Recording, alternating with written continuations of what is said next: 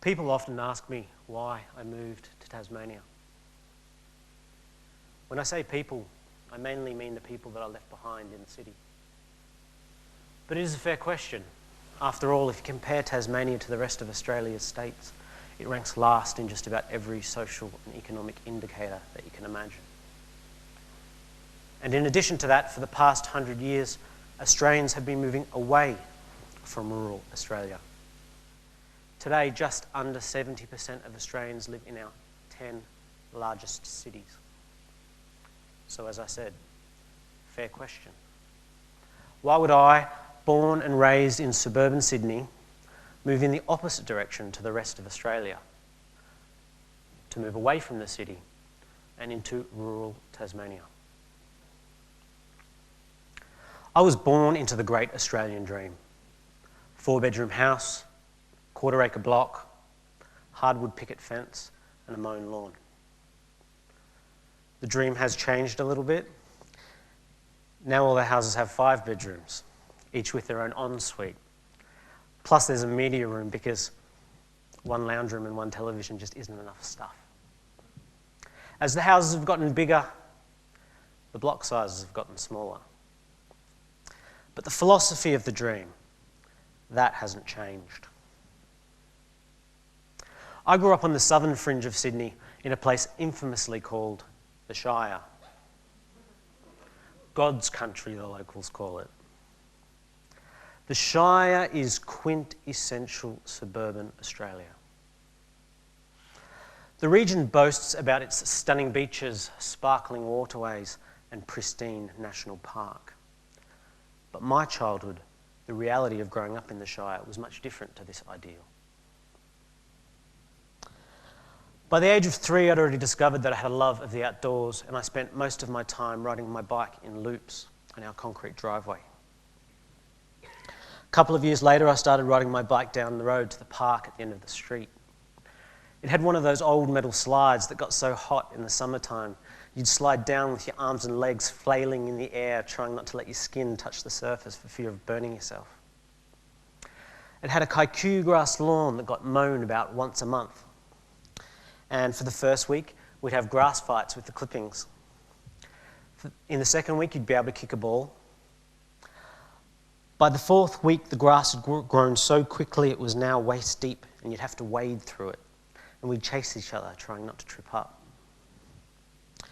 In the corner of the park, there was an old weeping willow tree, and we'd plait together its fronds to make a swing. Behind one of my friends' houses, there was a creek, and we'd gather together stones to make a fish trap to try and catch the resident eel, the only thing that we knew to live there. My childhood, my backyard, my wilderness, the place where I learnt about nature and life. It was not stunning beaches, sparkling waterways, or a pristine national park. It was a concrete driveway, an old metal slide, kikuyu grass, a willow tree, and a silted up stormwater drain with an eel living in it. I didn't like school much. For a kid that has a love of the outdoors, the most disengaging thing you can do is make them sit at a desk for 5 hours a day. My school's idea of outdoor education was making us run 2 laps around an oval, which was adjacent to the highway. And then we'd play a game of basketball on the indoor basketball court. I was that kid in high school that did not read the books assigned to us in English class. It wasn't that I had a problem with reading or I had anything against reading in particular, but after sitting at a desk for 5 hours a day, the last thing I wanted to do when I got home was spend that time inside reading books. I was busy being outside. Despite not liking school, I still somehow managed to do well enough, and by the time I finished high school, I had been sufficiently groomed by my parents and my teachers that I enrolled in university. My mum had always wanted me to be an architect, but even with the limited wisdom of a 17-year-old, I knew that I did not want to work in an office. So I enrolled in building construction, which was the nearest thing. My university degree was everything about vocational training and moulding me to fit within our economic system. It had nothing to do with teaching me to be more open-minded, to think independently, or to question the status quo. In my second year of university, I got my first job, so I switched to part-time study so that I could work.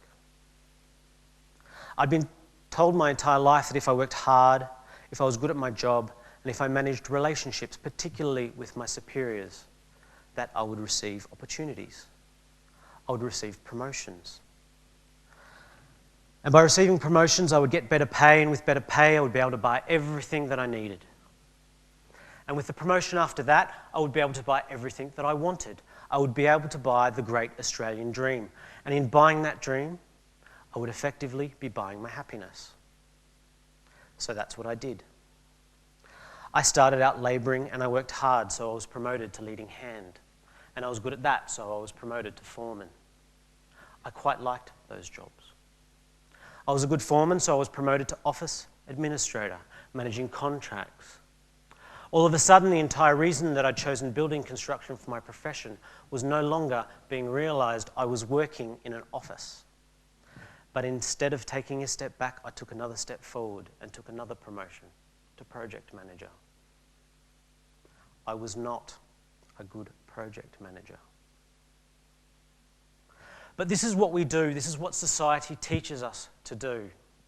It doesn't matter whether you loved the job on the rung behind or whether you'll be good at the job on the rung ahead. You're not considered successful in our society unless you are climbing the ladder of your chosen profession. When I reached the level of project manager, I had officially reached the level of my incompetence. By now, I'd gone and gotten myself a $400,000 mortgage, and it takes a certain amount of income to finance that kind of debt. Now, taking a step back, taking a pay cut, had broader ramifications than just admitting that I had failed. At the age of 25, I was working for one of Sydney's top-tier construction firms, building supermarkets for Coles and Woolworths. Building supermarkets, it's about as interesting as grocery shopping. Only there's no groceries on the shelves. I was disengaged. I hated my job. I was bad at it. I had a $400,000 mortgage. I was working 70 hours a week. And eventually my health began to decline.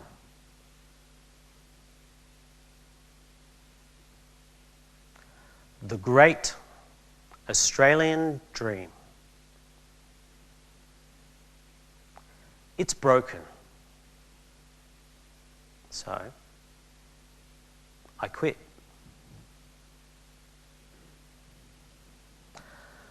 My health had declined to a point where it was decided that I should take a couple of months off. A couple of months turned into 6. In that time, I renovated our house. I started gardening, which I loved. And because of my health condition, I had limited energy for renovating and gardening, so for the first time in my life, I started reading books. Admittedly, most of my reading was about gardening. The most important thing that I got from that period, that 6 months, was a moment for self-reflection. I had never taken that time before. I had never needed to, because all the people in my previous life had been so sure of themselves. I never thought to question the lifestyle that I had been taught. It had never occurred to me that there was an alternative. But now I was beginning to question it. After 6 months and with our savings dwindling, it was time for me to go back to work. But what did I want from my new job? Clearly, I didn't want to be working 70 hours a week anymore. Nobody wants that. I promised myself in that moment that I would never apply for a job and never take a promotion for a job that I didn't think I'd be good at for the sake of status or for the sake of a pay rise. And to this day, I have stuck to that. But by this point, I wanted more. I wanted a job that would provide me with some sort of personal fulfillment. I had been enjoying the gardening and reading about natural history so much that I enrolled in horticulture. And it was one of the best decisions that I've ever made. Because learning about horticulture, learning about nature, It changed me. It opened my eyes to a new world. The only way that I can describe it is to say that my life before horticulture, I saw the world in black and white. Now I was starting to see the world in full colour. Only there's so much more detail in nature than that. I would find myself driving my car down a familiar street and I'd see a tree on the side of the road that I'd learnt the week before in class. I'd driven down that street 100 times, 1,000 times in my life, and I had never seen that tree before. 100 times, 1,000 times, I'd driven down that street and I had never seen that tree before. One tree turned into 2 and then 3, and then 10 and then 20 and 30. And by the time I finished my study, I could walk into a little patch of bush behind a row of houses in the suburbs, and I could identify 50 different species of plant by name and recognise 50 more species that I didn't know the name of.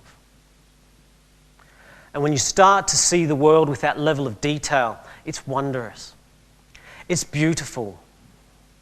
It's intoxicating and it's addictive.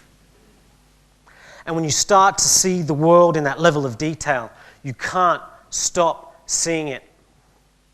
You can't unsee it, even if you wanted to. That is, until you step back out of the bush and into the suburbs, where that detail is just not there.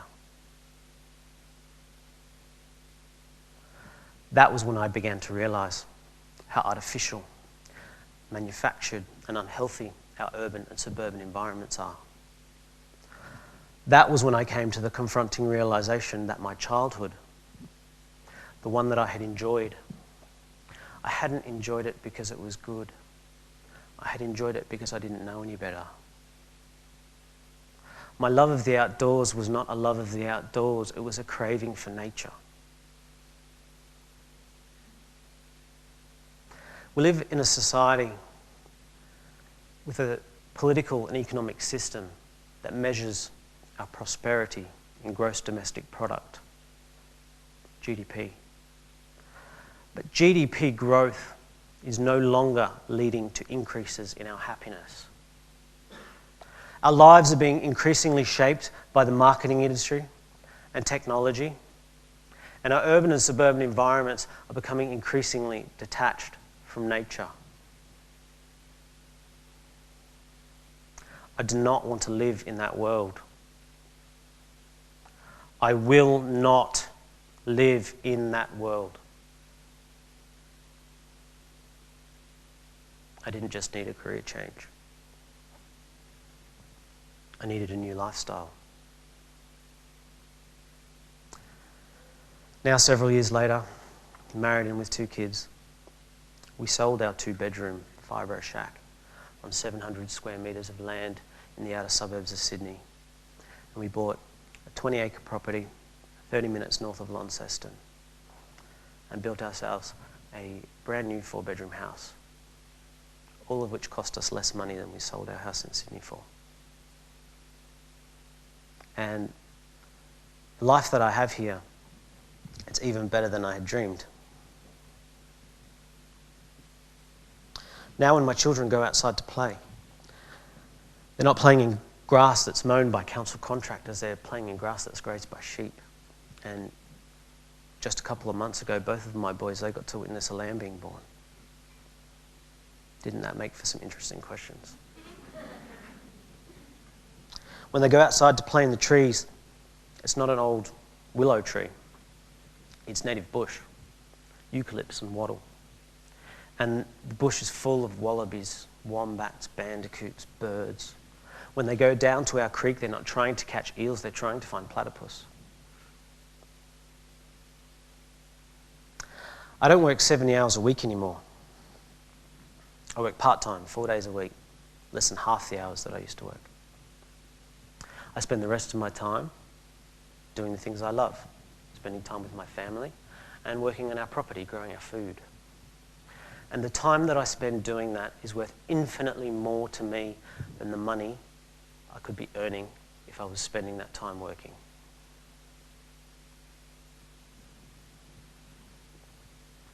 I have a simpler life where I do more for myself and I'm less reliant on the system that I have begun to dislike so much. I have stopped measuring my wealth by what I earn and what I own, and I have started measuring my worth by who I am, how I live my life, and what I am capable of doing.